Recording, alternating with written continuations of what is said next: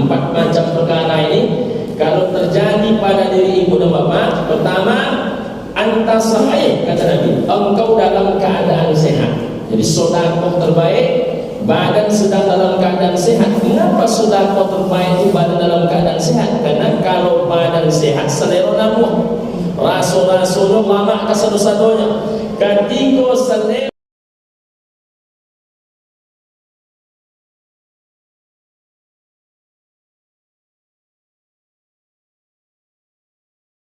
Bismillahirrahmanirrahim. Assalamualaikum warahmatullahi wabarakatuh. Innal hamdalillah, salatu wassalamu ala rasulillah. Asyhadu an la ilaha illallah wahdahu la syarika lah, wa asyhadu anna Muhammadan abduhu wa rasuluhu la nabiyya ba'dah. Allahumma shalli ala sayyidina Muhammad wa ala alihi wa ashabihi wa mawalah. Amma ba'du. Ibu dan bapak rahimahullah, siang ini kita akan mengkaji tentang keutamaan sedekah.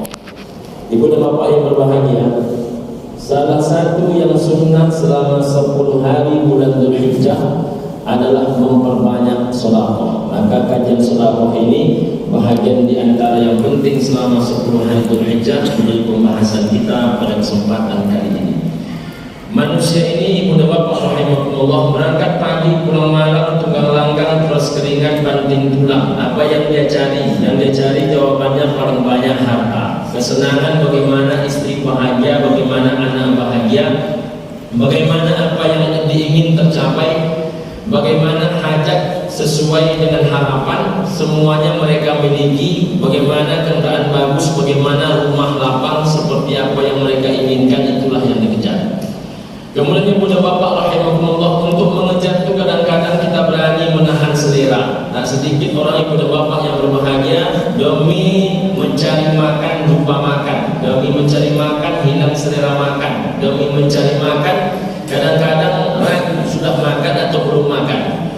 Macam itulah orang mencari kehidupan. Setelah didapat ibu dan bapak rahimahumullah, tujuan dulu adalah bahagia di hari tua. Tapi apakah di hari tua itu dia bahagia? Tak sedikit orang di hari tua malah memikirkan anaknya, apa yang akan ditinggalkan untuk anak setelah ia mati. Tapi setelah ia mati, ibu dan bapak rahimahumullah, menjelang kematian itu barulah ia sadar. Tak sedikit anak yang satu dengan anak yang lain berkelahi gara-gara mau merebutkan harta yang ia miliki. Maka orang bijak mengatakan, harta itu bila dimakan, bila diminum dia busuk, bila ditabung dia akan menjadi rebutan, bila dipakai dia akan lapuk, dan bila diinfakkan dan disedekahkan di jalan Allah Subhanahu wa taala, itulah sebenar-benar kekayaan.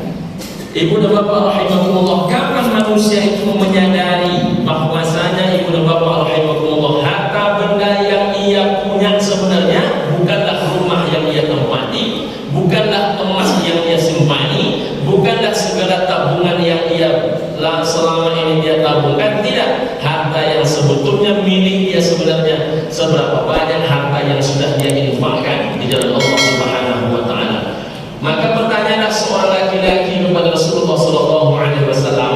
Qala rajulun, bertanya seorang laki-laki kepada Rasulullah sallallahu alaihi wasallam, "Ya Rasulullah, wahai Rasulullah, ayyu shadaqati a'zamu ajra?" Apa sedekah yang paling besar pahalanya wahai Rasul? Mana sedekah yang terbaik wahai Rasul? Qala, Nabi sallallahu alaihi wasallam bersabda, sedekah yang paling baik, kata Nabi, anta sedekah wa anta sahih. Engkau bersedekah dan saat bersedekah itu badanmu dalam keadaan sehat, syahihun, dan engkau sedang banyak keperluan, banyak hal-hal yang mengekang dirimu, takhshal faqra, engkau sedang takut mengalami kefakiran, wa ta'mulul ghina, dan engkau sedang berharap dengan kekayaan. Empat macam perkara ini kalau terjadi pada diri ibu dan bapak, pertama, anta sahih, kata Nabi, engkau dalam keadaan sehat. Jadi sedekah terbaik, badan sedang dalam keadaan sehat. Mengapa sedekah terbaik itu badan dalam keadaan sehat? Karena kalau badan sehat, selera nabuh, rasul-rasul lama kesadu-sadunya. Ketika selera nabuh, ibu dan bapak rahimahullah, saat itu itu kita bersedekah. Syahid di samping itu, selain selera lagi mau-maunya, keperluan lagi banyak-banyaknya. Entah mana kredit ini, entah mana angsuran ini, entah mana pembayar ini, entah mana uang ini, entah mana SPP ini, entah mana pelunasan ini. Badan sedang naik selera, kebutuhan sedang banyak-banyaknya. Takhsyal faqra, sedang takut-takutnya mengalami kefakiran. Rasa-rasanya kalau ini kita bayarkan dulu, bayarkan kurban bagaimana dengan uang ini, bayarkan ini bagaimana dengan uang ini, bayarkan ini dan bagaimana dengan uang ini. Seolah-olah rezeki ini kita mengatur, seolah-olah rezeki itu bukan Allah yang mengatur, seolah-olah rezeki itu kalau A kata kita A datangnya, kalau B kata kita B datangnya. Padahal seluruh orang-orang beriman itu tahu betul rezeki itu hanya milik Allah, rezeki itu hanya ketentuan Allah. Allah yang bisa mendatangkan, Allah yang mampu mencabutkan, Allah yang mampu membanyakan, Allah yang mampu meniadakan. Mudah bagi Allah membuat orang kaya mendadak miskin, mudah membuat orang miskin mendadak kaya. Bagi Allah innamal amru idza arada syai'an ayyaqula lahu kun fayakun. Jadi kata Allah jadilah ya. Maka ibu dan bapak rahimakumullah, wa ta'mulul ghina, sedang berharap dengan kekayaan. Rasanya kalau dibelinya terkejar-kejar. Rasanya kalau dimulai sekarang nih, di ujung tuh dapat ini. Kalau dimulai macam ini nanti kira-kira untungnya nanti macam ini. Kalau empat perkara ini sedang mendera badan, pikiran dan hati ibu dan bapak, sekali lagi sehat badan, banyak kebutuhan, takut miskin, harap kaya, wala tumhil, kata Nabi, jangan engkau tunda-tunda sedekahmu saat itu, hatta idza balaghatil hulqum, hingga sampailah ruhmu, sampailah nyawamu ke hulqum, ke jagung. Kalau sudah sampai nyawa ke jagung, ibu dan bapak rahimahumullah, ke tenggorokan, qulta li fulanin kata wa li fulanin kata, maka manusia saat itu akan berkata, untuk si anu sekian, untuk si anu sekian, untuk Masjid Al-Falah Darul Mutakin sekian, untuk anak yatim sekian, untuk panti asuhan sekian, untuk wirid pengajian zuhur, saya nak membayar sekian kali kajian. Itu baru akan terjadi kalau tenggorokan sudah berisi dengan nyawa nak lepas. Tapi kalau belum sampai lagi ibu dan bapak rahimakumullah, nyawa itu ke tenggorokan, kita ini sibuk nak berlari, rasa-rasanya dunia ini nak dikuasai, rasa-rasanya dunia ini nak dapat semua. Makanya Allah Ta'ala mengingatkan, alhaakumut takatsur hatta zurtumul maqabir. Jangan kamu lalai. Kamu ini kata Allah Ta'ala lalai oleh at-takatsur, berlomba-lomba. Kapan manusia itu berhenti berlomba? Kalau hanya sakit belum berhenti dia berlomba. Kalau hanya tua takkan berhenti dia berlomba. Jadi kalau ada orang menyebut mudah-mudahan ini nikmati dulu, nanti kalau sudah tua kita sedekah lagi. Waktu miskin-miskin ini kita nak bersedekah, tidak masalah kali, nanti kalau sudah kaya kita bersedekah. Kalau ada orang berpikir macam itu, tua takkan menyebabkan sadar. Sakit belum tentu membuka pintu hati. Bahkan sudah menjadi kaya tidak akan tiba-tiba menjadi pemurah. Ibu dan bapak rahimahumullah, orang kalau dalam keadaan miskin, insya Allah kalau dalam keadaan miskin pelit, maka kayanya terbuka peluang semakin pelit. Orang sewaktu mudanya pelit, maka sewaktu tuanya terbuka kesempatan tetap menjadi orang yang pelit. Orang sewaktu sempit pelit, maka sewaktu lapang pun dia pelit. Maka Nabi mengajarkan berbagi itu bukan di waktu lapang. Apa kata Nabi? Jika engkau memasak gulai, maka lebihkanlah kuahnya. Kenapa kuah? Kenapa bukan isi? Isinya mampu berbagi orang kaya. Orang tak kaya mampu berbagi itu kuah. Maka emak-emak kita dulu, walaupun memasak ayam itu hanya sekali semusim, musim ayam sakit saja, ibu dan bapak rahimahumullah, tapi bertanya tetangga sebelah rumah, apa yang ibu masak? Maka yang bertanya itu mendapatkan jatah. Apa yang dibaginya? Dedaknya. Dedak itu kan kuah.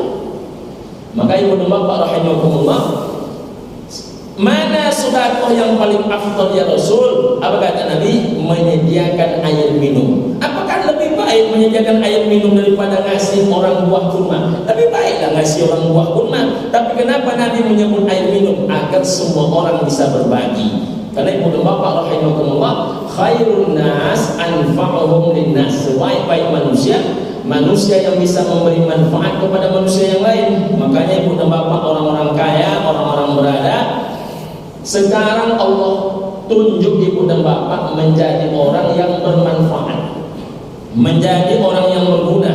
Bayangkan Masjid Al-Falah ini ada kesempatan ibu dan bapak yang menjadi pejuangnya. Wirid pengajian yang bila terbuka pintu hati orang, maka ibu dan bapak mendapatkan pahala mengalirnya. Bila tak terbuka pintu hati orang, ibu dan bapak juga sudah membuat ladang kebaikan untuk mendengarkan wirid pengajian. Siapa itu? Orang yang diberikan oleh Allah Ta'ala ia rezeki. Padahal berapalah yang ia titip, berapalah yang ia beri. Siapa yang mendorong kebaikan, siapa yang berbuat kebaikan, siapa yang mencontohkan kebaikan, siapa yang memfasilitasi kebaikan, lalu kebaikannya diikuti oleh orang lain, maka bagi dia adalah pahala dan pahala orang yang mengikutinya.